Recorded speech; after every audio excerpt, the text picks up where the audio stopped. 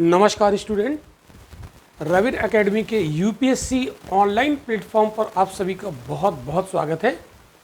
हम लोग पढ़ रहे थे इंडियन पॉलिटी और इंडियन पॉलिटी में हमने अभी तक 49 लेक्चर यहाँ पर कंप्लीट किए हैं और अभी जो हम लोग पढ़ रहे हैं वो राष्ट्रपति पढ़ रहे हैं संघ की कार्यपालिका के अंतर्गत।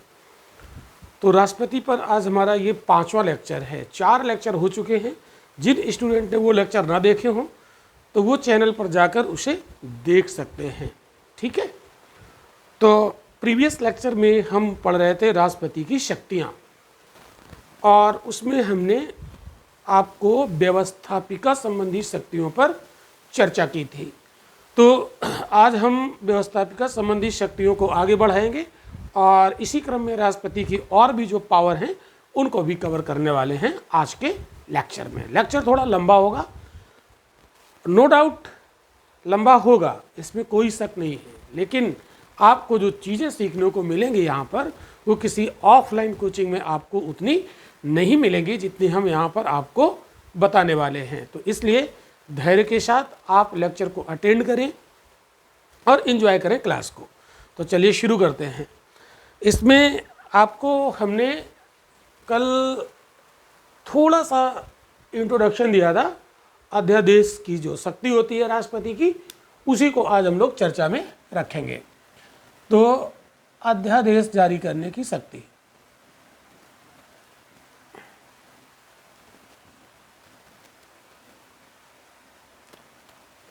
जारी करने की शक्ति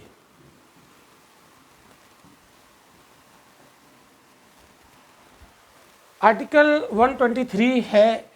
इसके लिए आर्टिकल 123 और देखिए राज्यों की कार्यपालिका में राज्यपाल को अध्यादेश जारी करने का पावर होता है। तो राज्यपाल को अध्यादेश जारी करने की पावर में अगर हम लोग देखें तो आर्टिकल यहाँ चेंज हो जाएगा। ये आप 2 को 1 की जगह पर कर दो और 1 को 2 की जगह पर कर दो, अर्थात 213 वो राज्यपाल को पावर मिलती है अध्यादेश जारी करने की। तो ये काफ़ी इम्पोर्टेंट है अध्यादेश जारी करने की जो पावर है। इसमें प्रीलिम के क्वेश्चन भी बनते हैं और मेंस में भी बनते हैं और बहुत अच्छे क्वेश्चन यहाँ पर बनते हैं।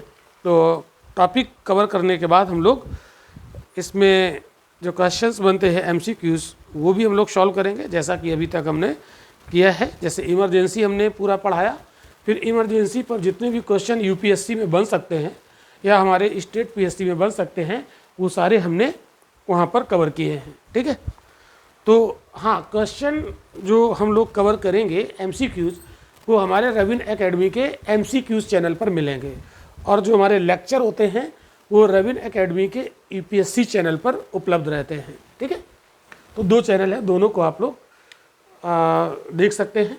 ठीक, तो अध्यादेश जारी करने की शक्ति पर हम लोग बात करते हैं। तो अध्यादेश जारी कब किया जाएगा, ठीक है, वो परिस्थितियाँ कौन सी हैं, अध्यादेश जारी करने की जो परिस्थितियां हैं वो कौन सी हैं, ये मैं आपको यहाँ पर समझा देता हूँ, बहुत अच्छे से समझ लीजिए। देखो, अध्यादेश कब जारी किया जाता है, जब किसी कानून की ज़रूरत होती है देश में और कानून बन नहीं सकता। बहुत बारीकी से समझिएगा, मैंने बोला कि जब देश में किसी कानून की अति आवश्यकता होती है, लोग किसी कानून के निर्माण की ज़रूरत पड़ जाती है और कानून बन नहीं सकता है, तो ऐसी स्थिति में अध्यादेश से काम चलाया जाता है। तो अब आपके दिमाग में आ रहा होगा कि कानून क्यों नहीं बन सकता है।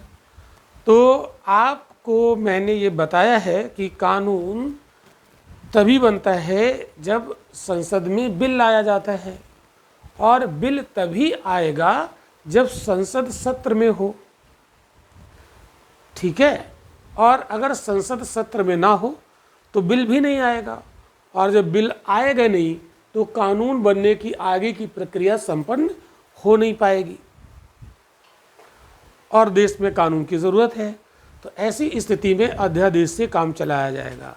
अब आपके दिमाग में एक बात और आ रही होगी कि बिल लाने का सेशन से यानी संसद के सत्र से क्या संबंध।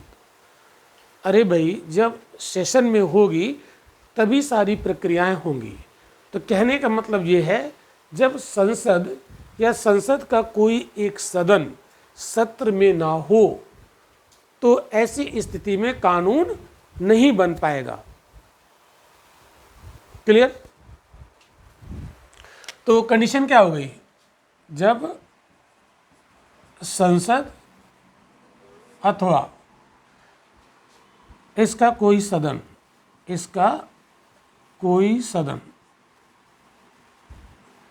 मतलब कोई एक सदन, राज्यसभा लोकसभा है ना, सत्र में ना हो, सेशन में ना हो, सत्र में ना हो, तो बिल आएगा नहीं। और जब बिल आएगा नहीं तो पास भी नहीं होगा, और जब पास भी नहीं होगा तो राष्ट्रपति के पास जाएगा नहीं, और जब राष्ट्रपति के पास जाएगा नहीं तो राष्ट्रपति उस पर साइन करेंगे नहीं, जबकि बिल ही नहीं आया। तो कानून बनने की कोई पॉसिबिलिटी यहाँ पर नहीं है।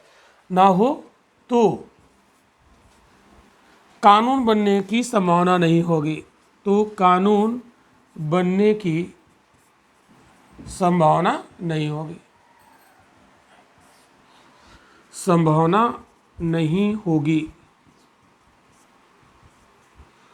और जरूरत है देश में कानून की। तो ऐसी स्थिति में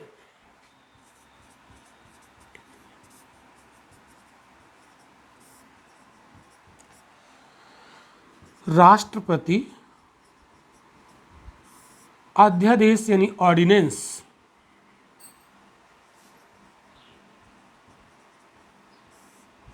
जारी कर सकते हैं, जारी कर सकते हैं। ठीक है, तो ये है अध्यादेश जारी करने की पावर। तो अध्यादेश जारी करने की परिस्थिति क्या है, ये बहुत पूछी जाती है। इसको आप इम्पोर्टेंट आप टिक कर सकते हैं, किन परिस्थितियों में अध्यादेश जारी किया जाएगा। ओके, अब अध्यादेश जो राष्ट्रपति जारी करेंगे वो उन्हीं विषयों पर अध्यादेश जारी करेंगे जिन विषयों पर संसद कानून बनाती है। ये बात भी आपको याद रखनी है।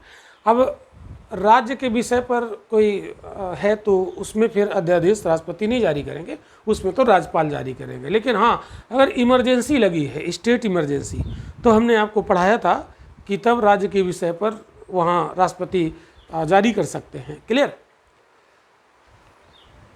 तो अध्यादेश की वही वैल्यू होगी, इस पॉइंट को आप नोट कर सकते हैं। अध्यादेश की वही वैल्यू होगी जो संसद द्वारा बनाए गए कानून की वैल्यू होती है। ठीक है, अब हम लोग यहाँ पर बात करते हैं कि अध्यादेश का जो अवधि होता है वो कितने दिन का हो सकता है। ठीक है, तो इसमें अध्यादेश की अवधि 6 सप्ताह होती है, ऐसा आप बुक में पढ़ते हो। तो इसकी अवधि यानी कितने दिनों तक अध्यादेश जारी रह सकता है, तो 6 सप्ताह। अब इतना तो हमने याद कर लिया, 6 सप्ताह, लेकिन 6 सप्ताह ये कब से काउंट होगा, ये भी तो सोचने वाली बात है ना कि 6 सप्ताह ये कब से माना जाएगा। तो जिस दिन अध्यादेश की घोषणा हुई उस दिन से माना जाएगा कि संसद के नए सत्र से उसकी काउंटिंग होगी। ये यहाँ पर समझने वाली बात है। तो 6 सप्ताह की अवधि अगले सत्र की शुरुआत से काउंट होती है। यह संसद की अगले सत्र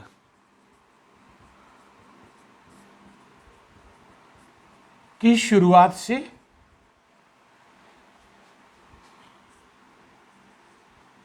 काउंट होती है, न कि जिस दिन अध्यादेश लागू किया जाता है, न कि जिस दिन अध्यादेश लागू किया जाता है। अध्यादेश लागू किया जाता है अब यहाँ पर एक बात आपको समझनी होगी, कहीं कहीं पर आप बुक जब पढ़ोगे तो आपको एक कन्फ्यूज़न यहाँ पर होगा। वो कन्फ्यूज़न ये होगा कि लिखा रहता है कि अध्यादेश की अवधि 6 सप्ताह होती है, लेकिन कहीं आगे राइटर लिख देगा कि 6 महीने भी लिख देता है। तब आप कन्फ्यूज हो जाते हो 6 सप्ताह या 6 महीने। तो देखो उन्होंने इस सेंस में लिखा है कि अध्यादेश की जो समय है वो कब से माना जाता है, संसद के अगले सत्र से। तो आप देखो, हम एग्जाम्पल लेते हैं, मान लो कि संसद का सत्र 20 अप्रैल को ख़त्म हुआ, 20 अप्रैल 2022, 21 मान लो ख़त्म हो गया, ठीक है, या निकल गया 2022 को सत्र समाप्त हुआ, सत्र समाप्त हुआ। बहुत ध्यान से समझिएगा, ठीक है। और 21 अप्रैल को अध्यादेश लागू हो गया, 21 अप्रैल को अध्यादेश राष्ट्रपति ने लागू कर दिया। तो इसकी जो अध्यादेश की अवधि है वो 21 अप्रैल से काउंट नहीं होगी, वो संसद के अगले सत्र के शुरुआत से इसकी काउंटिंग होगी। और अगला सत्र कितने दिनों में आएगा, तो 2 सत्रों के बीच कम से कम 6 महीने का अंतर होना चाहिए। तो अगला सत्र जब आएगा तो कम से कम 6 महीने लगेंगे। तो इसका मतलब है कि इस अध्यादेश की जो काउंटिंग है, अवधि की जो शुरुआत मानी जाएगी, वो अगला सत्र जब 6 महीने बाद आएगा तब से 6 सप्ताह, अगले सत्र से 6 सप्ताह, यानी इधर तो 6 महीने निकल गए ना।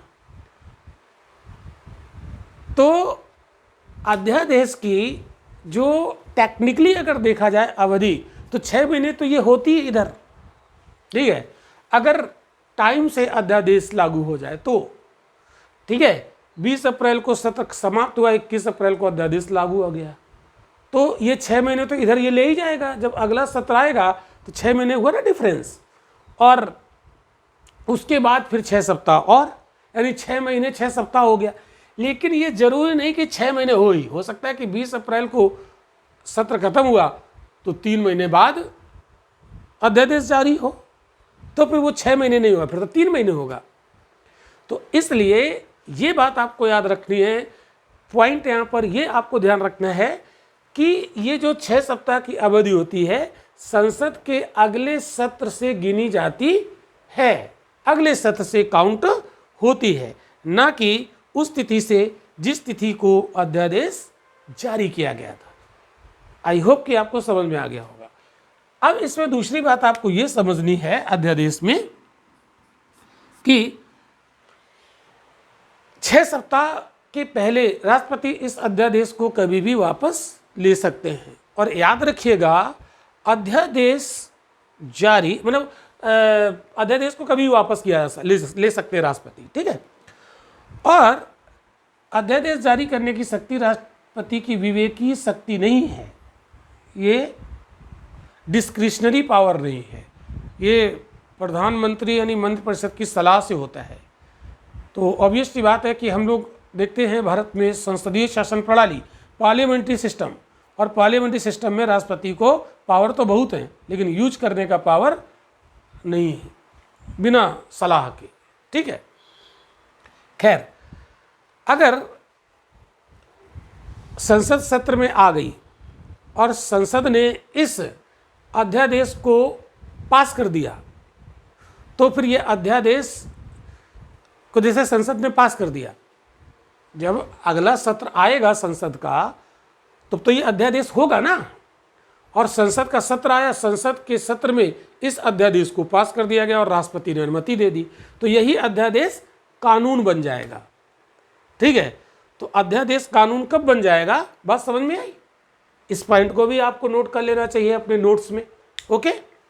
तो ये मामला था अध्यादेश से जुड़ा हुआ। तो ध्यान से अगर समझा होगा तो जब हम इसके MCQs कराएंगे तो ये बातें वहाँ पर आपके काम आएंगी, ठीक है।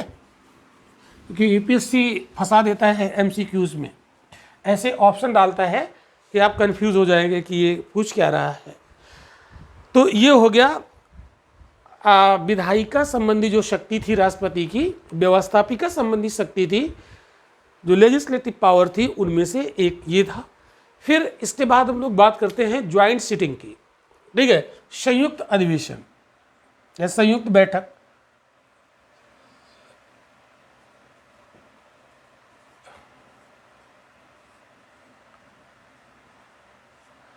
ये भी तो व्यवस्थापिका की संयुक्त बैठक होती है ना, लोकसभा और राज्यसभा, यानी लोकसभा और राज्यसभा की एक साथ बैठक बुलाना, ठीक है, ये भी राष्ट्रपति के पास पावर होती है। और ये पावर है आर्टिकल 108 में। तो ये पीसेस में ये आर्टिकल भी इंपॉर्टेंट है, लेकिन यूपीएससी में आर्टिकल से बचता है, ठीक। तो संयुक्त बैठक कब बुलाई जाएगी? तो संयुक्त बैठक की जो कंडीशन है, जो दशा है, जो शर्त है, वो क्या होगी, किन परिस्थितियों में? तो वो परिस्थिति क्या है, जब संयुक्त बैठक बुलानी पड़े। तो परिस्थिति क्या है, जब लोकसभा और राज्यसभा यानी संसद के दोनों सदनों में किसी बिल को लेकर डिस्प्यूट हो जाए, ठीक है।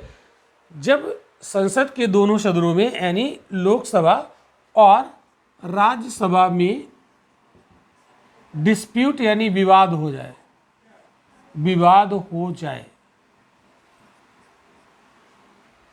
तो राष्ट्रपति यदि चाहें तो ज्वाइंट सिटिंग बुला सकते हैं। क्लियर?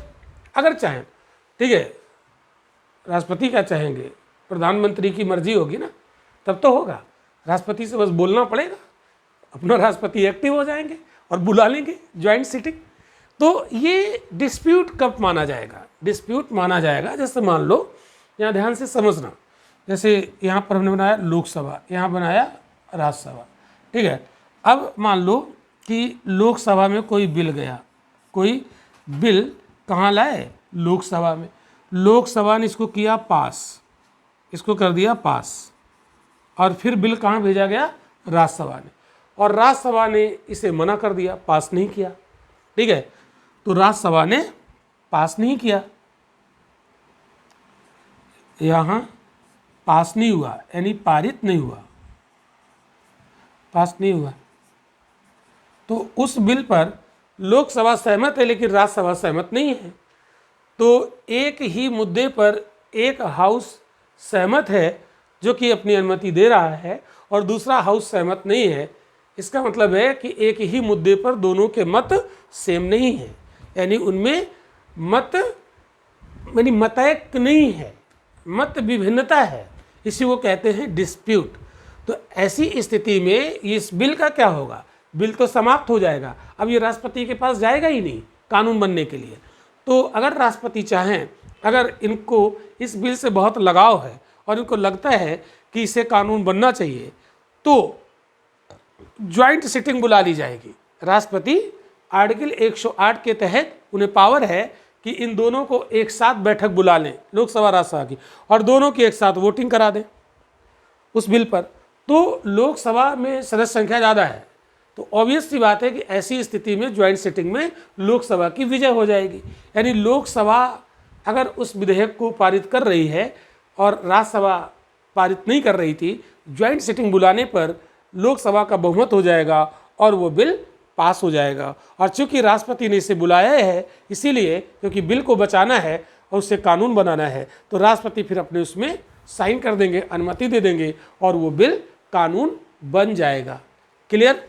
तो डिस्प्यूट समझ में आया। एक डिस्प्यूट तो ये है, ठीक है। और एक डिस्प्यूट और होता है, एक डिस्प्यूट और होता है, वो क्या होता है? देखो, दूसरा, एक तो ये हो गया परिस्थिति नंबर 1। परिस्थिति नंबर 2, जब एक सदन बिल को 6 महीने तक अपने पास रोक ले, यानी कोई डिसीजन ना दे, तो मतलब कुछ न कहे, ना पास किया ना मना किया, अपने पास रोके हुए हैं 6 मंथ तक, तो उसको भी डिस्प्यूट माना जाता है। और वैसी स्थिति में भी राष्ट्रपति ज्वाइंट सिटिंग बुला सकते हैं, ठीक है। तो कंडीशन नंबर 2 क्या है? यदि एक सदन, मतलब वो लोकसभा भी हो सकता है, वो राज्यसभा भी हो सकता है, एक सदन बिल को 6 मंथ तक रोक ले, मंथ तक रोक ले, मतलब ना तो मना किया और ना तो हाँ किया, रोक लिया है, तो इसको क्या माना जाए? इसको भी डिस्प्यूट की कैटेगरी में माना जाता है। और ऐसी स्थिति में भी राष्ट्रपति अध्यादेश अध्यादेश नहीं, क्या, ज्वाइंट सिटिंग बुला सकते हैं। तो आई होप कि आपको ये बात समझ में आ गई। अब एक चीज़ आपको यहाँ पर याद रखना है कि जैसे राष्ट्रपति किसी मतलब बिल को अनुमति देने के लिए राष्ट्रपति के पास आता है, तो वहाँ पर टाइम डिसाइड नहीं होता। राष्ट्रपति महोदय कितने भी समय तक अपने पास उसको रोक सकते हैं, ठीक है। लेकिन अगर लोकसभा राज्यसभा 6 महीने तक रोक दिया बिना किसी निर्णय के, तो उसमें डिस्प्यूट माना जाएगा और ज्वाइंट सिटिंग बुला ली जाएगी। लेकिन राष्ट्रपति के पास जब बिल जाएगा तो वो कितने दिनों में अपनी अनुमति देंगे, ऐसा कोई टाइम लिमिट हमारे संविधान में निर्धारित नहीं की गई है। क्लियर? चलिए भाई, तो ये आपने देखा। अब हम लोग यहाँ पर देखने वाले हैं राष्ट्रपति की एक बहुत इंपॉर्टेंट पावर है जिसको कहते हैं वीटो पावर, ठीक है। तो वीटो पावर की बात हम लोग यहाँ पर अब करने वाले हैं, वीटो पावर सीखेंगे, ठीक है। अब ये वीटो पावर होती क्या है, पहले तो हम ये समझें, फिर हम जाने कि भारतीय जो राष्ट्रपति महोदय हैं, क्या इनको संविधान में कोई वीटो पावर दिया गया है कि नहीं दिया गया है। क्या भारतीय राष्ट्रपति वीटो पावर का प्रयोग करते हैं? अब करते हैं तो कौन कौन से वीटो पावर का प्रयोग करते हैं, ये सारी बातें यहाँ पर हम लोग डिटेल में जानने वाले हैं, ठीक है। तो आइए देखते हैं। वीटो, मैं अपने शब्दों में इसको समझाने का प्रयास करूंगा। वीटो एक ऐसी शक्ति है जो बहुमत पर भारी पड़ता है। मैंने जो एक सेंटेंस बोला, वीटो एक ऐसी पावर है जो बहुमत पर भारी पड़ता है, संविधान में ऐसा नहीं लिखा, ठीक है। जैसे मान लो, सपोज दैट लोकसभा ने कोई बिल पास किया, ठीक है, कोई बिल आया और इसको यहाँ से कर दिया गया पास, फिर गया राज्यसभा के पास, ठीक है, इसने भी कर दिया पास, इसने भी कर दिया पास, फिर गया ये बिल प्रेसिडेंट के पास, प्रेसिडेंट के पास, इन्होंने मना कर दिया। इन्होंने क्या कर दिया? इन्होंने मना कर दिया। और जब ये मना कर देंगे, ये एक अकेले व्यक्ति हैं, लेकिन ये व्यक्ति विशेष हैं, राष्ट्रपति महोदय हैं, ठीक है। अब यहाँ पर इतने लोगों ने लोकसभा में पास किया, फिर बहुत सारे लोगों ने राज्यसभा में पास किया, यानी लोकसभा और राज्यसभा की दोनों की अनुमति मिली, बहुमत मिला। एक व्यक्ति मना कर दे तो ये कानून नहीं बनेगा, कानून नहीं बनेगा। तो इन दोनों के बहुमत पर भारी पड़ गए कौन? राष्ट्रपति। तो यही एक के मना करने से हजारों लोग अगर सपोर्ट में है और एक ने कहा नहीं, तो फिर नहीं, इसका मतलब है उसके पास विशेष पावर है। यही तो वीटो है, इसी को वीटो कहते हैं, ठीक है। तो अब हम लोग बात करते हैं, वीटो का मीनिंग समझ में आ गया। अब हम लोग बात करने वाले हैं कि इस दुनिया में कितने प्रकार के वीटो होते हैं और भारतीय राष्ट्रपति कौन कौन से वीटो का प्रयोग करते हैं। तो पहले हम लोग वीटो के टाइप यहाँ पर देखते हैं, टाइप्स ऑफ वीटो, ठीक है। हिंदी में इसको कहते हैं निषेधाधिकार। हिंदी में क्या कहते हैं? निषेधाधिकार। निषेधाधिकार बोला जाता है वीटो को। 1 मिनट में इसमें 1 मिनट रिंग इसमें रिफिल कर लूँ जरा, ठीक है, ताकि आप लोगों को ये क्लियर दिखे। तो वीटो का मीनिंग तो आपको समझ में आ ही गया होगा। इसको हमने अपने शब्दों में समझाने का प्रयास किया और ऐसा तो हो ही नहीं सकता है कि आपको समझ में ना आया हो। अब हम लोग देखते हैं टाइप्स ऑफ वीटो।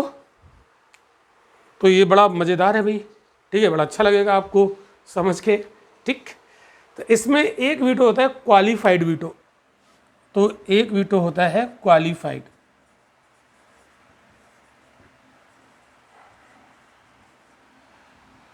अगर इसको लोग हिंदी में कहें तो इसको कहते हैं विशेषित निषेधाधिकार।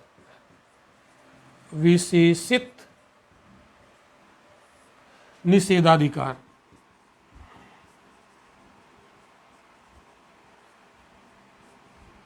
ठीक, इसमें क्या होता है तो इसको हम लोग समझते हैं, और जैसा कि मेरा समझाने का अपना तरीका है वैसे ही इसको समझते हैं। जैसे मान लो पार्लियामेंट, ठीक है, संसद, संसद में आया बिल, ठीक है, संसद में बिल, ये हमने जब संसद बोला तो दोनों सदनों की बात हो गई, यहाँ दोनों हाउस की बात हो गई, राज्यसभा और लोकसभा, राज्यसभा और लोकसभा। यहाँ से ये बिल क्या हो गया, पास हो गया। ठीक है, पास होने के बाद कहाँ जाएगा, राष्ट्रपति महोदय के पास जाएगा।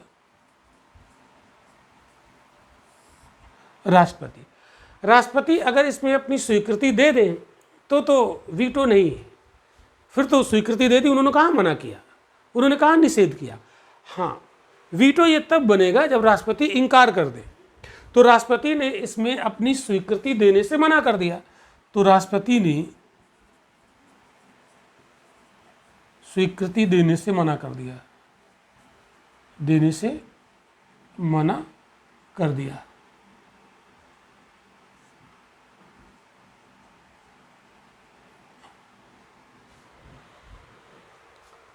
तो ऐसी स्थिति में क्या होगा, ये पुनः संसद के पास चला जाएगा, ये बिल यहाँ से हटेगा, और मैं इसको यहाँ रब कर देता हूँ, थोड़ी सी जगह हो जाएगी इसलिए। ठीक है, तो यहाँ से ये बिल, यहाँ से ये पुनः कहाँ आएगा, संसद के पास। तो पुनः संसद के पास भेजा जाएगा, भेजा जाएगा। अब संसद के पास आ गया। अब संसद क्या करे, ये अपने दोनों सदनों के कुल सदस्यों के 2/3 बहुमत से पास कर दे अब की बार।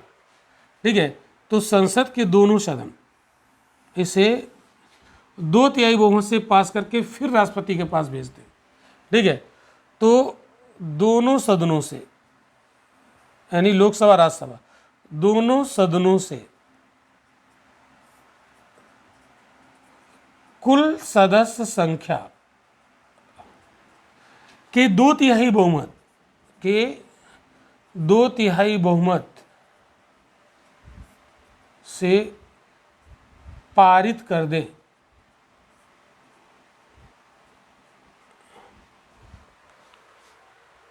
तब ये राष्ट्रपति के पास जाएगा, तो राष्ट्रपति इसमें अनुमति देंगे।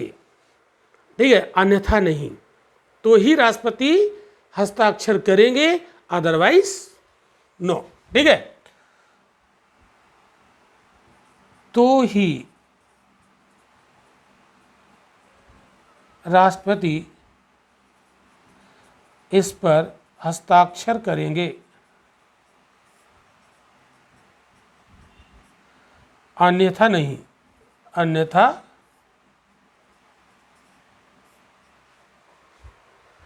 तो अगर संसद के पास, देखो पहली बार राष्ट्रपति ने मना किया, ठीक है, पास होके गया, यहाँ से ये वाला स्ट्रक्चर देखो, बिल आया, पास हुआ, राष्ट्रपति के पास गया, राष्ट्रपति ने मना कर दिया, तो ये बिल एक बार वापस लौट गया, कहाँ, संसद के पास। अगर भारत में होता, तो यहीं से खत्म हो जाता, ध्यान रखिएगा, इसका मतलब ये व्यवस्था भारत की तो नहीं है। तो एक बार राष्ट्रपति ने मना किया तो ये वापस आ गया कहाँ, संसद के पास, और संसद ने अब की बार 2/3 बहुमत से पारित करके भेज दिया, तो राष्ट्रपति साइन करेंगे। यदि दोबारा संसद 2/3 बहुमत से इसको पास न कर पाती तो राष्ट्रपति इस पर साइन नहीं करते। संसद साधारण बहुमत से चाहे जितना पास करती, राष्ट्रपति इसको मना कर देते। ठीक है, इसी को कहते हैं क्वालिफाइड वीटो। ये इंडियन प्रेसिडेंट इसको एंजॉय नहीं करते। ठीक है, अमेरिका के राष्ट्रपति के पास ये वाली पावर होती है। आई होप कि आपको समझ में आ गया होगा, तो लिख लीजिएगा, ये इंडियन प्रेसिडेंट इसे एंजॉय नहीं करते, अमेरिकन प्रेसिडेंट इसे एंजॉय करते हैं। ठीक है, तो ये था हमारा क्वालिफाइड वीटो। अब हम लोग बात करेंगे तीन वीटो और है, इसको कहेंगे एब्सोल्यूट वीटो। आइए समझते हैं दूसरा वाला एब्सोल्यूट वीटो, ठीक है। और इसको हिंदी में कहते हैं आत्यांतिक वीटो। आत्यांतिक मतलब ये ब्रह्मास्त्र है, मना कर दिया, मना कर दिया, ठीक है। तीसरा सस्पेंसिव वीटो, सस्पेंसिव वीटो, ठीक है। इसको कहते हैं निलंबनकारी, निलंबनकारी निषेधाधिकार वीटो। और चौथा पॉकेट वीटो, ठीक है। इसको जेवी वीटो बोलते हैं, जेवी वीटो। ये तीनों वीटो इंडियन प्रेसिडेंट एंजॉय करते हैं। ये तीनों वीटो भारतीय राष्ट्रपति प्रयोग करते हैं। क्या भारतीय राष्ट्रपति के लिए भारतीय संविधान में वीटो पावर का कोई प्रावधान है? तो याद रखिएगा, भारतीय संविधान में भारतीय राष्ट्रपति के लिए वीटो पावर का कोई जिक्र नहीं है, कोई विशेष प्रावधान नहीं है। यहाँ लिख सकते हैं, नोट में लिख सकते हो, ठीक है। नोट में आप लिख दो, क्या लिखोगे? भारतीय राष्ट्रपति के लिए भारतीय संविधान में वीटो पावर का कोई विशेष प्रावधान नहीं किया गया। No special provision for veto, ठीक है, इन इंडियन कॉन्स्टिट्यूशन।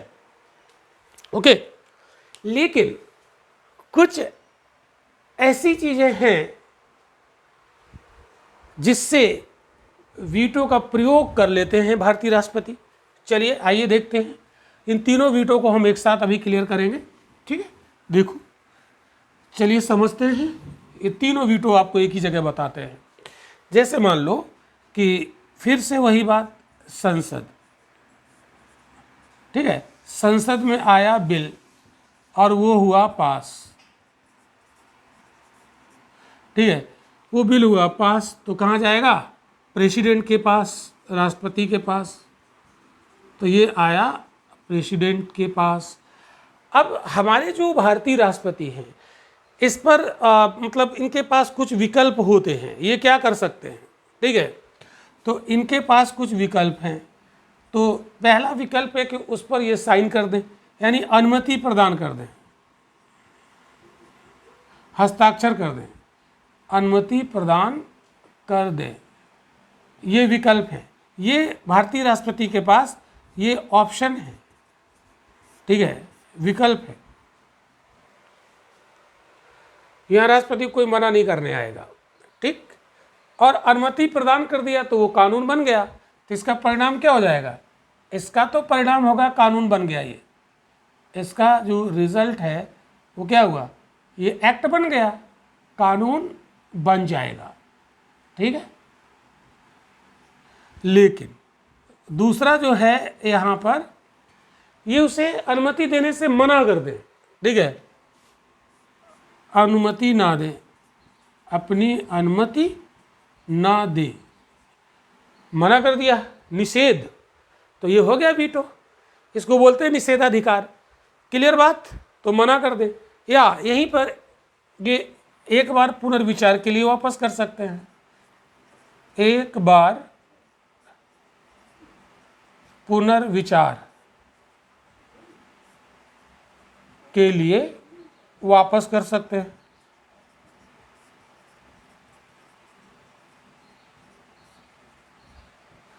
एक ये विकल्प है और एक चौथा विकल्प है इनके पास, कुछ बोले ही नहीं, ना तो मना करें ना हाँ करें, ना तो मना करें और ना ही हाँ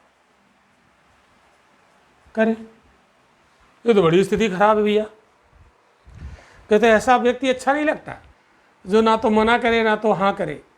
क्यों? कोई बात नहीं। अब आप देखो, इन तीनों स्थितियों में पहली स्थिति को छोड़कर ये तीनों स्थितियां एक प्रकार की वीटो है। तो इसमें अनुमति नहीं दिया यानी बिल खत्म, कानून नहीं बना, बिल्कुल मना कर दिया जड़ से। यही है एब्सोल्यूट वीटो। ये क्या है? इसी को बोल देते हैं एब्सोल्यूट वीटो, है ना। तो एब्सोल्यूट वीटो का कोई जिक्र नहीं किया है कॉन्स्टिट्यूशन में। यहां से जब वो अनुमति ना दे, ये उनके पास राइट है, तो यही बन जाता है एब्सोल्यूट वीटो। एक बार पुनर्विचार के लिए वापस भेज दिया। इस बात पे हम लोग यहाँ पर थोड़ा सा गौर करेंगे। जैसे मान लो राष्ट्रपति के पास आया बिल, तो ऑप्शन 1, ऑप्शन 2, ऑप्शन 3 और ऑप्शन 4।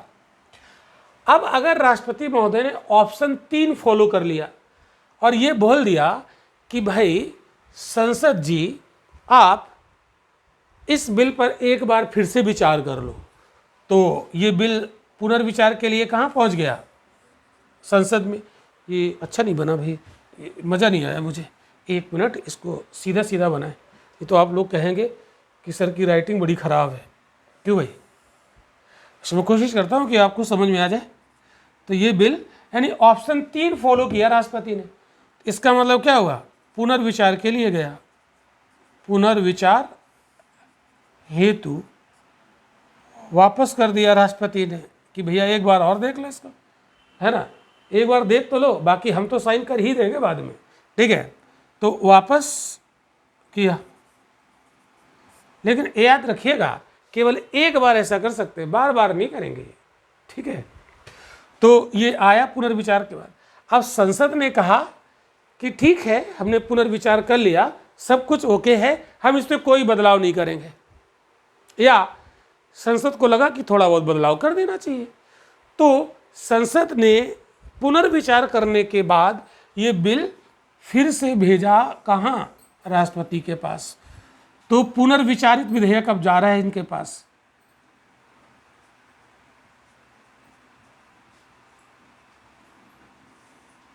पुनर्विचारित बिल कहाँ गया? फिर से राष्ट्रपति के पास गया, ठीक है।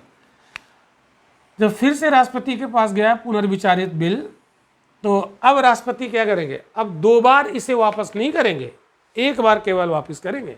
ये बात आपको याद रखनी है, एक बार वापस करेंगे केवल, बार बार नहीं। अब तो इनको साइन करने ही पड़ेंगे, अब ये मना नहीं करेंगे। यानी पुनर्विचारित विधेयक पर राष्ट्रपति साइन करने के लिए बाध्य होते हैं, भले ही पुनर्विचारित विधेयक में संसद ने कोई बदलाव किया हो या हूबहू वापस कर दिया हो, ठीक है, इससे कोई फर्क नहीं पड़ने वाला, ठीक है।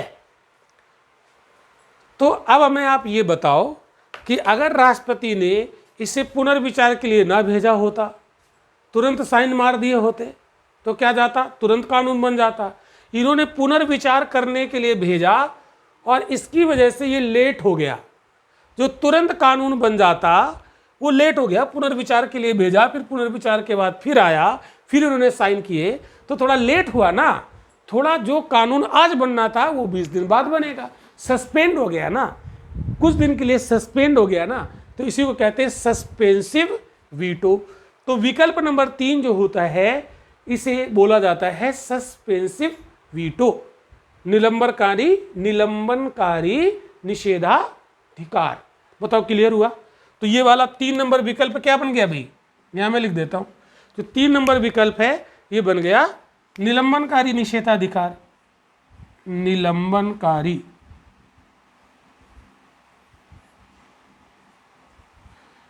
वीटो। निषेधाधिकार हम नहीं लिख रहे, थोड़ा लंबा हो जाता है, ठीक है।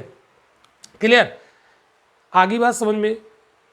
आज के बाद वीटो से कोई क्वेश्चन तुम्हारा गलत होगा ही नहीं, ये चैलेंज है, ठीक है। अब हम विकल्प नंबर 4 की बात करते हैं। अब राष्ट्रपति ने यहाँ तो बड़ा संशय में डाल दिया, ना तो हाँ किया ना तो ना किया। तो कहते कि विधेयक गया राष्ट्रपति के पास, जेब में डाल के भूल गए, पॉकेट में रख लिया। अब पॉकेट में रखे या टेबल पर पड़ा रहे वो एक अलग इश्यू है, जेब में डाल के भूल गए तो कहते हैं भैया जेबी वीटो, यही है पॉकेट वीटो। अब कहेंगे कब तक जेब में पड़ा रहेगा? अरे राष्ट्रपति के लिए कोई समय निर्धारित नहीं है ना भैया, चाहे जब तक डाले रहें। कोई ऐसा समय तो दिया नहीं कि 1 महीने 2 महीने 4 महीने में उनको जवाब देना है, कोई समय नहीं है। क्लियर? तो फिर ये जेब में डाल के भूल गए, जेब में पड़ा रहेगा। इसी को कहते हैं पॉकेट वीटो। क्या बोलते हैं? Pocket veto. तो इंडियन प्रेसिडेंट कितने प्रकार के वीटो एंजॉय करते हैं? 3 प्रकार के वीटो एंजॉय करते हैं। इतनी बात अगर समझ में आ गई हो तो आप लोग जो है लाइक कर दीजिएगा, ठीक है? ओके, स्ट्रक्चर बना लीजिए। ये मुझे लगता है थोड़ा सुंदर सा बना है और इसको अपने नोट्स में ऐसे ही बनाना चाहिए। जब 2-3 कलर का आप पेन यूज़ करोगे अपने नोट्स में और बिना लाइनों वाला पेज होगा, A4 शीट, उस पर आप सुंदर सा नोट्स बनाओगे तो रिवीजन करोगे तो बड़ा अच्छा लगेगा, जल्दी तैयार होगा। ठीक है? और बढ़िया साफ सुथरा बनाया करो। ठीक है? नोट्स आप लोग, मैं आप लोगों का नोट्स देखता हूँ, कुछ लोग बड़ा अच्छा बनाते हैं, मज़ेदार बनाते हैं। ठीक है? कुछ लोग जो कम अच्छा बनाते हैं वो भी अच्छा बनाए, खूब साफ सुथरा। एक पेज में ज़्यादा मत लिखो, एक पेज में थोड़ा लिखो, जगह छोड़ दो, रिवीजन करने में आपको आसानी रहेगी। ठीक है? एक चीज़ हम आपको यहाँ पर और इन्फॉर्म करना चाहते हैं कि जो मैं पढ़ा रहा हूँ, यदि आपको लगता है कि इसका हमें PDF मिलना चाहिए, हालांकि हमें नहीं लगता कि PDF की ज़रूरत होगी। अगर आप क्लास के साथ साथ ऐसा नोट्स बनाओगे तो PDF की ज़रूरत नहीं। फिर भी यदि कुछ लोगों को लगता है कि PDF चाहिए तो वो क्या करेंगे, प्ले स्टोर से हमारा एप्लीकेशन डाउनलोड करेंगे तुरंत, रविन एकेडमी, और अपने एंड्रॉयड फ़ोन पर इसको लॉगिन कर लेंगे अपने फ़ोन नंबर से, अपना नाम हम डाल देंगे जो उस पर मांगेगा। फिर इसके बाद इसमें स्टडी मटेरियल आपको मिलेगा। ठीक है? जो आज लेक्चर हम ये मेरा शायद क्लास पॉलिटी का 50 नंबर है, तो जब इसके स्टडी मटेरियल जाओगे तो class 50 Indian polity, class 50 president का लेक्चर नंबर दो, क्या ये प्रेसिडेंट का लेक्चर नंबर 4 है, तो क्लास 50 प्रेसिडेंट पार्ट 4 से आपको वहाँ पर मिल जाएगा, एप्लीकेशन पर पूरा नोट्स मिल जाएगा आपको। एप्लीकेशन में नोट्स मिले कहाँ? जैसे आपका ये फ़ोन है, फ़ोन पर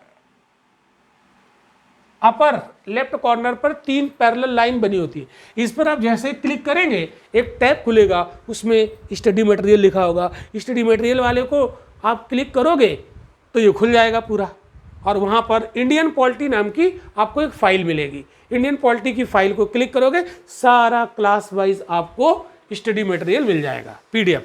ठीक है? चलो खैर कोई बात नहीं, तो जिसको चाहिए तो वो ये काम कर सकते हैं। और जो हम इसके MCQs कराते हैं वो भी हमारे एप्लीकेशन पर ही मिलेगी PDF उसकी। ठीक है? इसलिए एप्लीकेशन को डाउनलोड कर लेना चाहिए आपको। अब यहाँ पर बात उठती है कि क्या JB वीटो का प्रयोग कभी किया गया है? तो ये बड़ा इंटरेस्टिंग है। JB वीटो का प्रयोग किया गया है भाई, इंडियन प्रेसिडेंट ने इसका प्रयोग किया है। ठीक? और वो प्रेसिडेंट कौन है जिन्होंने JB वीटो का प्रयोग किया है? ऐसा भी क्वेश्चन आता है। JB क्या मतलब पॉकेट वीटो, बात है 1986 की। उस समय जो हमारे प्रेसिडेंट थे वो ज्ञानी जैल सिंह थे। ठीक है? भारत में अभी तक 16वें प्रेसिडेंट बन चुके हैं अभी, है ना? माननीय द्रौपदी मुर्मू जी 16वीं प्रेसिडेंट हैं, लेकिन क्रम संख्या के आधार पर 16वीं है। वैसे तो व्यक्तिगत रूप से 15वीं है, क्योंकि 2 कार्यकाल एक ही व्यक्ति ले गया। बड़े सम्मानीय व्यक्ति थे वो, बाबूजी डॉक्टर राजेंद्र प्रसाद जी। ठीक है? तो ध्यान रखिएगा।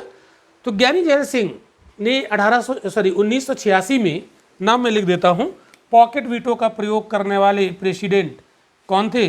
ज्ञानी जैल सिंह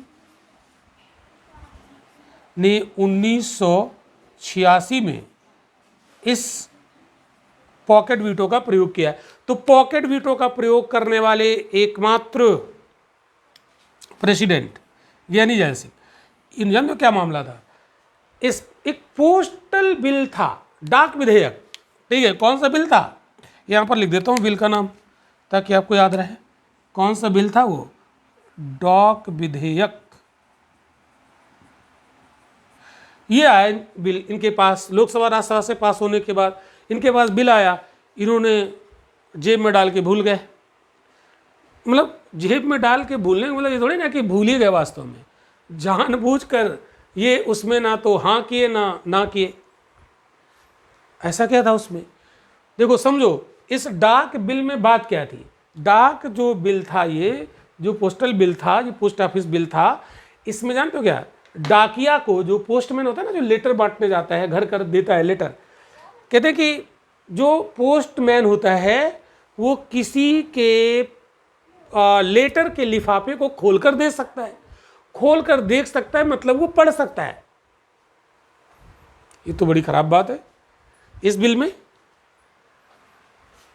अगर कोई किसी का गुप्त लेटर हुआ और वो खोल के पढ़ लिया तो उसका जो निजता का अधिकार है, निजता का अधिकार, राइट टू प्राइवेसी, वो भंग हो जाएगा। और राइट टू प्राइवेसी ये हमारा फंडामेंटल राइट होता है आर्टिकल 21 के तहत। आर्टिकल 21 के तहत राइट टू प्राइवेसी यानी निजता का अधिकार। तो निजता के अधिकार का उल्लंघन होगा, यानी फंडामेंटल राइट का उल्लंघन होगा। तो इसलिए ज्ञानी जैल सिंह ने इस पर जेवी वीटो का प्रयोग किया था। ठीक है, क्लियर हो गई बात? अब हम लोग इसको रफ करते हैं और आगे बढ़ते हैं।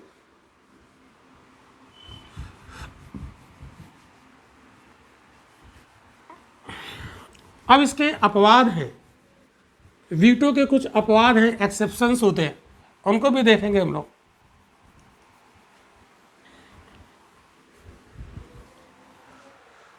अपवाद,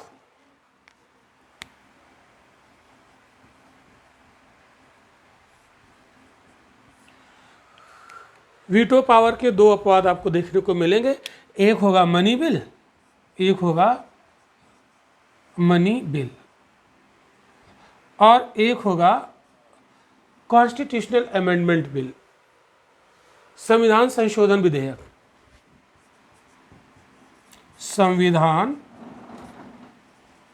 संशोधन विधेयक।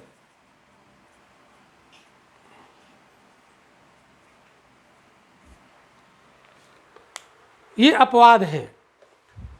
मनी बिल पर राष्ट्रपति साइन करेंगे ही करेंगे, और ना करेंगे तो भी मान ही लिया जाएगा, तो इस पर कोई वीटो पावर का प्रयोग नहीं कर पाएंगे। संविधान संशोधन विधेयक पर भी वीटो पावर का प्रयोग नहीं कर पाएंगे। एक्चुअल में हुआ क्या, 24वां संविधान संशोधन 1971 में इंदिरा गांधी ने करवाया। ध्यान से समझना, कौन सा? 24वां संविधान संशोधन अधिनियम। इंदिरा गांधी जी वाले जितने भी संशोधन है ना, उसमें तानाशाही दिखती है। 1971 तो 24वां संविधान संशोधन अधिनियम 1971, इंदिरा गांधी ने ये संशोधन करा दिया और ये कहा कि संविधान संशोधन विधेयक में राष्ट्रपति को साइन करने पड़ेंगे। ठीक है, संविधान संशोधन विधेयक में राष्ट्रपति को साइन करने पड़ेंगे। ठीक है, तो अनिवार्य रूप से वो हस्ताक्षर करेंगे। इसमें प्रावधान है, क्या प्रावधान है? संविधान संशोधन विधेयक पर राष्ट्रपति को साइन करने पड़ेंगे अनिवार्य रूप से। संविधान संशोधन विधेयक पर राष्ट्रपति को अनिवार्य रूप से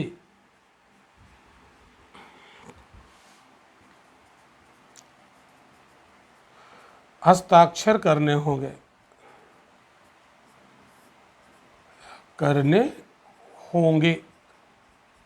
ठीक, ये बात यहाँ पर कह दी गई। ठीक है, इसका मतलब संविधान संशोधन विधेयक पर राष्ट्रपति को वीटो का यहाँ पर राइट नहीं है। क्लियर? तो ये सारी चीज़ें आपको समझ में आ रही है, ये पूरा जो मैं लिख रहा हूँ दिख रहा है अच्छे से? Okay, very good. चलिए, तो अब हम लोग आगे बढ़ते हैं। तो राष्ट्रपति की अगली शक्ति की तरफ हम लोग बढ़ते हैं।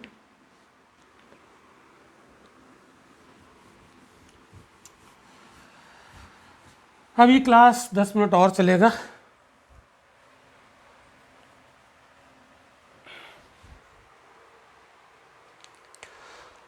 तो किसी को कोई दिक्कत तो नहीं? अध्यादेश हमने बहुत डिटेल में आपको समझाया, ठीक है, और वीटो पावर भी हमने आपको बहुत अच्छे से क्लियर कर दी।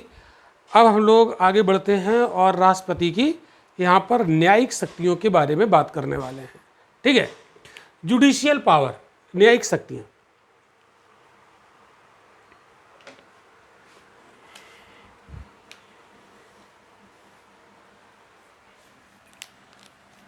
जुडिशियल पावर,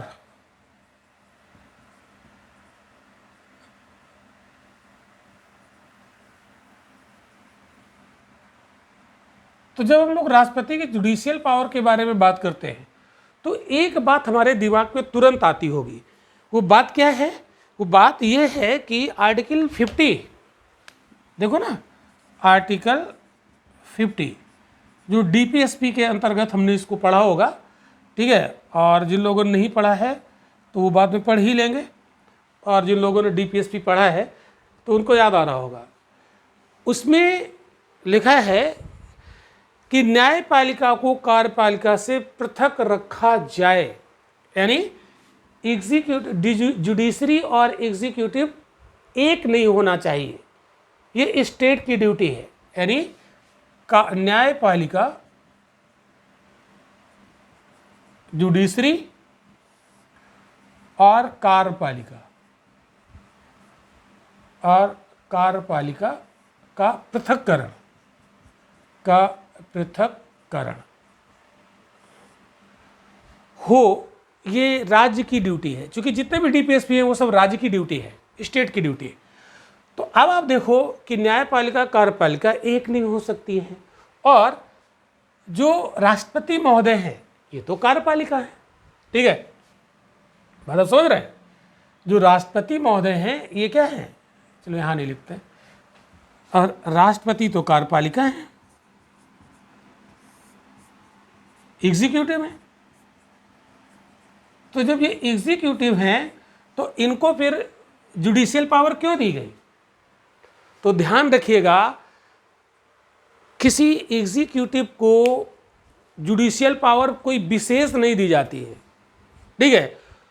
तो राष्ट्रपति को न्याय प्रबंधन के क्षेत्र में प्रत्यक्ष हस्तक्षेप करने का कोई विशेष अधिकार नहीं है। फिर से सुनिएगा, क्योंकि भारत में आर्टिकल 50 जो हमारे संविधान का है, डीपीएसपी, वो कहता है न्यायपालिका कार्यपालिका अलग अलग होनी चाहिए, और ऐसा राज्य की ड्यूटी है, राज्य को ऐसा करना चाहिए। और चूंकि राष्ट्रपति कार्यपालिका है, तो चूंकि राष्ट्रपति कार्यपालिका है, इसलिए राष्ट्रपति महोदय को न्यायपालिका के प्रबंधन के क्षेत्र में कोई प्रत्यक्ष विशेष अधिकार नहीं है, ध्यान रखिएगा।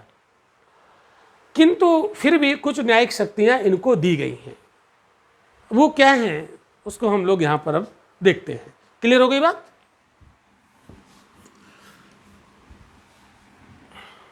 एक मिनट, कितने लोग, सबको आ रहा है? गुड, मैं आपका मैसेज देख रहा हूं। ओके, गुड, चल।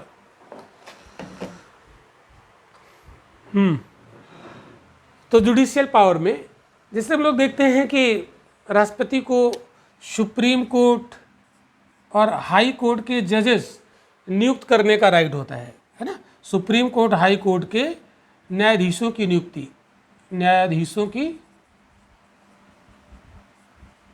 नियुक्ति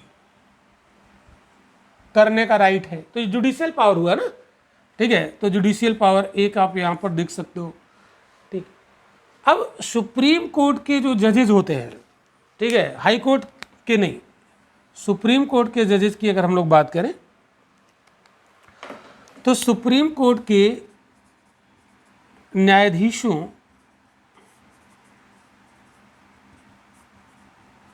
को शपथ दिलाते हैं, शपथ दिलाते हैं कौन? राष्ट्रपति। या तो राष्ट्रपति दिलाएंगे या राष्ट्रपति द्वारा अधिकृत कोई व्यक्ति उन्हें शपथ दिलाएगा। ठीक है, क्लियर होगी बात ये। तो न्यायाधीश को शपथ दिलाई जाएगी किस, है ना, किसके द्वारा? राष्ट्रपति या राष्ट्रपति द्वारा ऑथराइज्ड किसी अन्य व्यक्ति द्वारा न्यायाधीशों को शपथ। तो कौन दिलाएगा? या तो राष्ट्रपति दिलाएंगे, ध्यान समझिएगा, राष्ट्रपति द्वारा न्यायाधीशों को शपथ दिलाते हैं कौन? राष्ट्रपति, या राष्ट्रपति द्वारा अधिकृत ऑथराइज्ड किसी अन्य व्यक्ति द्वारा। ठीक है, ये शपथ दिलाते हैं। अब ध्यान से बात आपको ये और समझनी है कि जनरली होता क्या है कि राष्ट्रपति, यहाँ पर ध्यान से समझिएगा, जनरली सामान्य तौर पर होता क्या है, सामान्यतः राष्ट्रपति सीजेआई को शपथ दिलाते हैं, चीफ जस्टिस ऑफ इंडिया, ठीक है, मुख्य न्यायाधीश को शपथ दिलाते हैं, शपथ दिलाते हैं। और फिर CJI, chief justice of India को अन्य न्यायाधीशों को शपथ दिलाने के लिए ऑथराइज्ड कर देते हैं, के लिए अधिकृत कर देते हैं, कृत कर देते हैं। ठीक है, तो ऐसे ही बिल्कुल नोट्स आपको बनाना है जैसे हम यहाँ पर बना रहे हैं। ठीक है, और यही जो पिक्चर के फॉर्म में नोट्स होते हैं वही हमें लर्न होंगे, प्री में भी और मेंस में दोनों जगह वही काम आने वाले हैं। ठीक है, तो ये मामला है भाई। तो राष्ट्रपति द्वारा अधिकृत अन्य व्यक्ति कौन हो जाता है? यहाँ पर सीजेआई हो जाता है, ये इनको शपथ दिलाते हैं। अब एक चीज़ यहाँ पर आपको मैं बता दूं कि जो हाई कोर्ट के न्यायाधीश होते हैं इनको शपथ राष्ट्रपति नहीं दिलाते, याद रखना। नियुक्ति तो करते हैं, नियुक्ति भी करते हैं और इनका एक न्यायालय से दूसरे न्यायालय में ट्रांसफर भी कर सकते हैं राष्ट्रपति महोदय। हाई कोर्ट के न्यायाधीशों की ना केवल नियुक्ति करते हैं बल्कि उन्हें एक कोर्ट से दूसरे कोर्ट में ट्रांसफर भी कर सकते हैं। ठीक है, लेकिन इन्हें शपथ नहीं दिलाएंगे। तो हाई कोर्ट के न्यायाधीशों को शपथ कौन दिलाएगा? ठीक है, हाई कोर्ट के न्यायाधीशों को शपथ कौन दिलाएगा भी? तो इन्हें संबंधित राज्य के राज्यपाल द्वारा शपथ दिलाई जाएगी, संबंधित राज्य के राज्यपाल द्वारा। ओके, तो ये स्ट्रक्चर एक ही जगह बना होना चाहिए आपका। क्लियर? गुड, हाँ आ रहा है सभी को, वेरी गुड। ठीक, मैं देख पा रहा हूं, वेरी गुड। तो ये न्यायिक शक्ति में एक शक्ति भी हमने आपको बताई है। ठीक है, फिर इसके बाद न्यायिक शक्ति में जो अगली शक्ति मैं आपको बताऊंगा वो बहुत इंपॉर्टेंट होगी। ठीक है, अगली शक्ति जो बताऊंगा वो बहुत ज़्यादा इम्पोर्टेंट होने वाली है। ठीक है, तो देखिए अगली शक्ति जो है वो आर्टिकल 72, शायद आप लोग समझ गए होंगे। ठीक है, जुडिशियल पावर में जो अगली पावर है वो है पार्डनिंग पावर।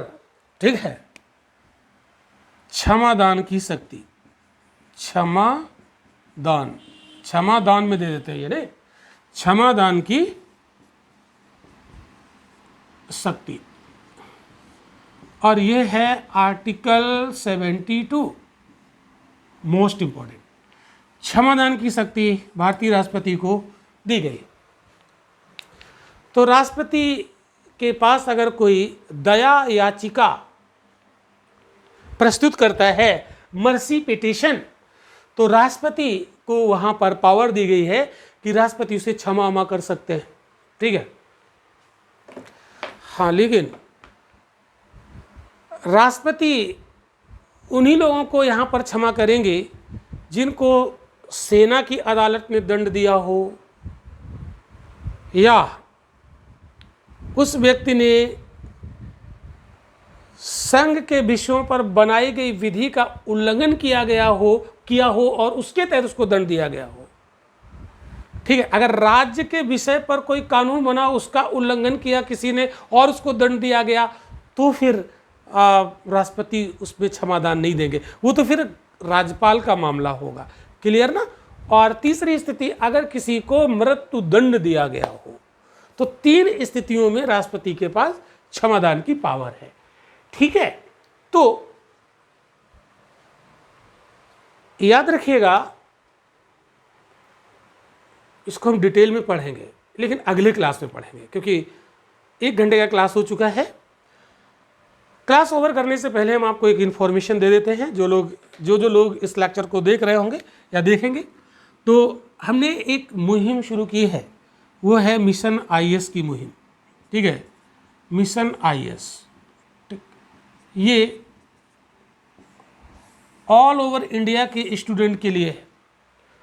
जो लोग इस मिशन IAS की मुहिम से जुड़ना चाहते हैं और हमारे लेक्चर के माध्यम से अपनी तैयारी करना चाहते हैं, हमसे जुड़ना चाहते हैं, तो वो हमारे इस व्हाट्सएप नंबर पर 8318572695 पर अपना नाम, नंबर और मिशन IAS लिखकर भेज दें। हमारी टीम उन्हें इस ग्रुप में शामिल कर लेगी। ठीक है। इस ग्रुप की शर्त है, जो मैं होमवर्क दूंगा वो करना पड़ेगा। फिलहाल अभी इस ग्रुप की कोई फीस नहीं है। ठीक है। लेकिन ये सिर्फ 100 स्टूडेंट के लिए अभी है।